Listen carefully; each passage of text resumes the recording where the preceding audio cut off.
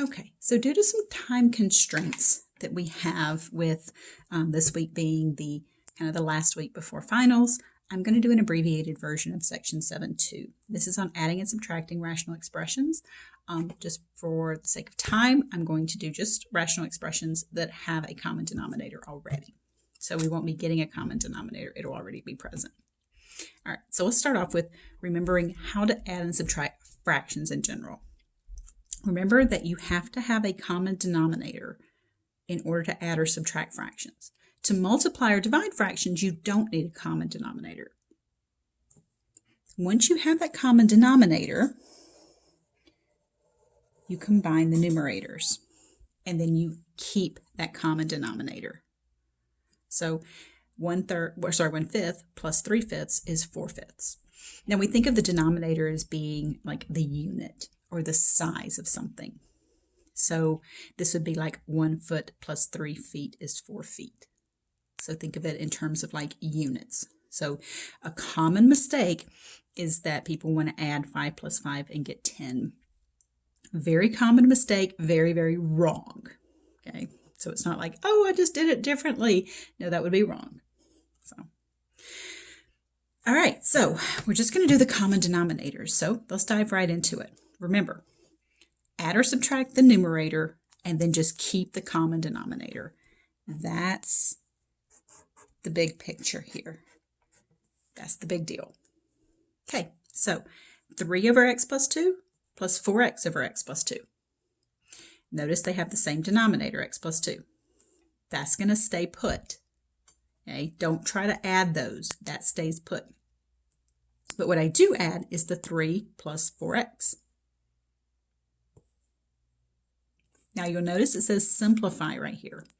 That's because some of these are going to reduce the way that they did in 7.1, where you can factor and then cancel some of those factors. This one does not have a GCF that can factor out. Now remember, from 7.1, you cannot cancel those x's because it's attached by addition. You cannot cancel that 2 and that 4 because it's attached by addition.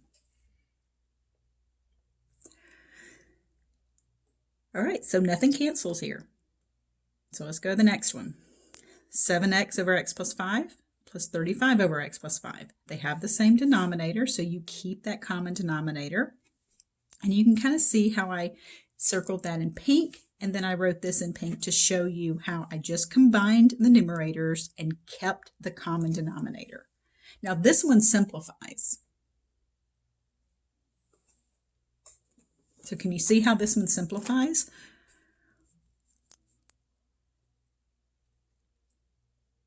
So this has a GCF of 7 that I took out. And when I took out that GCF of 7, I get x plus 5 on the top, and then I had an x plus 5 on the bottom. So to get from this step to this step, we know that these x plus 5s cancel as one quantity. I'm not canceling the x's and the 5s. I'm canceling the whole factor, x plus 5 and x plus 5. This is going to be the tricky part. So you have to make sure that you fully understand 7.1 and how to correctly cancel stuff and reduce these fractions in order to be successful with this one. Okay. All right.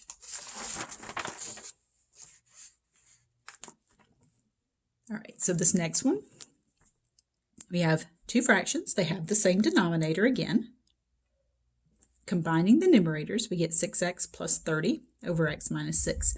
Once again, we have a greatest common factor that we can take out from these two, and that's 6.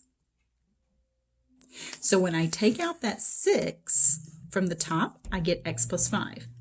Now, this one, unlike the last example, back here, see how these ended up being the same factor, x plus 5, those canceled. This is not the same factor, so you cannot cancel that. Don't try to cancel those x's, don't try to cancel those 6's. This x plus 5 could only cancel if this was an x plus 5.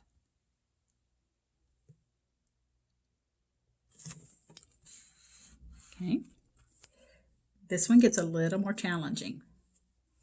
Again, we have a common denominator already, so we keep that common denominator. Just combining my numerator, I get x squared plus 3 plus 4x. Now notice that it's x squared plus 3 plus 4x, yet look at what I wrote. Now, why do you think I wrote it in this order instead of this order? Well, I wrote it in that descending order to make it easier to factor.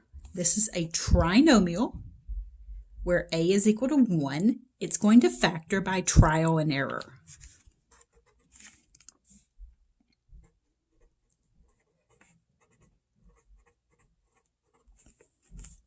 So factoring that by trial and error, we get the x plus 1 comes down. This factors into x plus 3 and x plus 1. Now, notice my x plus 1 factors are the same. So I can cancel those out, and that just leaves me with x plus 3. So you can see how a lot of this chapter 6 stuff is coming into play here. Okay, so let's move on to subtraction. So you can see with subtraction, we're going to keep the common denominator.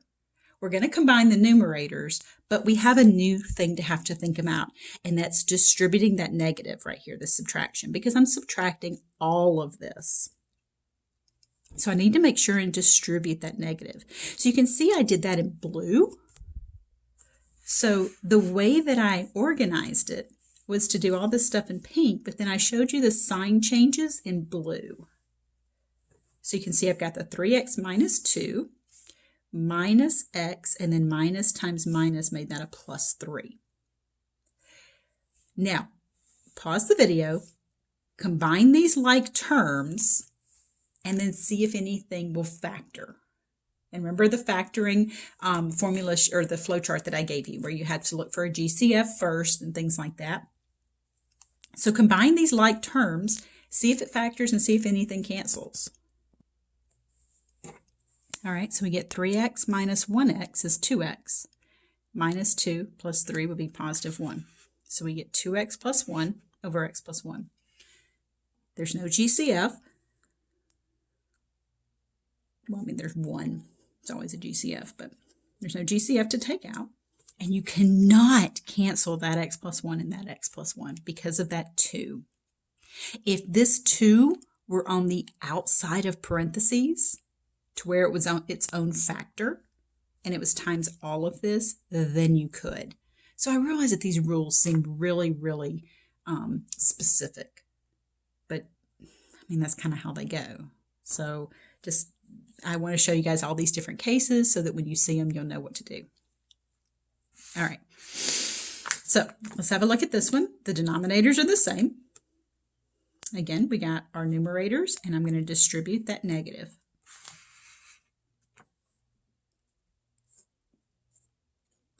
This is a good time to pause the video, combine these like terms. There's 2 pairs of like terms,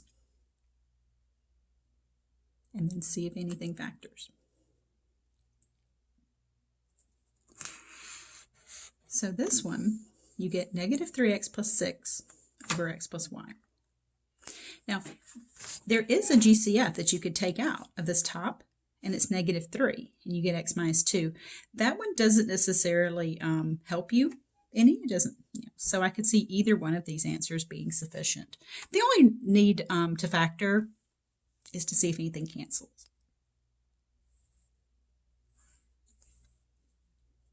All right, so let's go on to the last few. All right, so we've got this denominator. Look how menacing that thing looks. But it's okay. It's the same for both, so you're just going to bring it along. Here we've got 4x minus 5. Now notice I didn't do the whole blue thing because I didn't have anything to distribute. The minus is just going to the 5. I didn't have to worry about distributing it to multiple terms. So I just get 4x minus 5 on the top, and then that common denominator. And then check it out. Look, 4x minus 5. So I can cancel those 4x minus 5. Now remember, when you cancel, it's because this over itself is 1. Okay? So we know that's going to be a 1 up top. So you don't want to just put x plus 2 as your answer because it's in the bottom.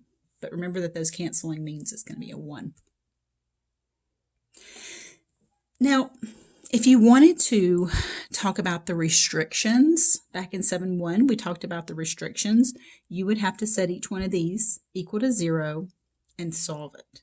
And say, okay, x can't be negative 2, x can't be 5 over 4, things like that. I'm just focusing mostly on the adding and subtracting, okay, rather than the restrictions in this section. Okay. All right, last one. So you can see we got that negative to distribute. We got the same thing for the denominator. So we keep the common denominator. Notice I distributed that minus. Okay, so what makes this one kind of the worst case scenario that we have here is that we need to factor both of these separately by trial and error because both of them have 3 terms. There's no GCF to take out, and A is 1. So these factor individually by trial and error.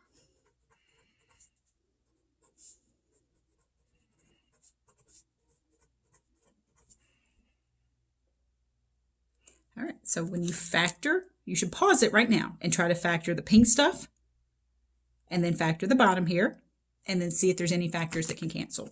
Do not cancel right here. You cannot cancel anything out here. Do not try to cancel those x squared. You can't. You cannot cancel those x's. You cannot cancel the 2 and the 4 and the 8 and the 4. You cannot cancel anything until you factor it because you can only cancel factors. All right, so the top factors into x plus 2x minus 4.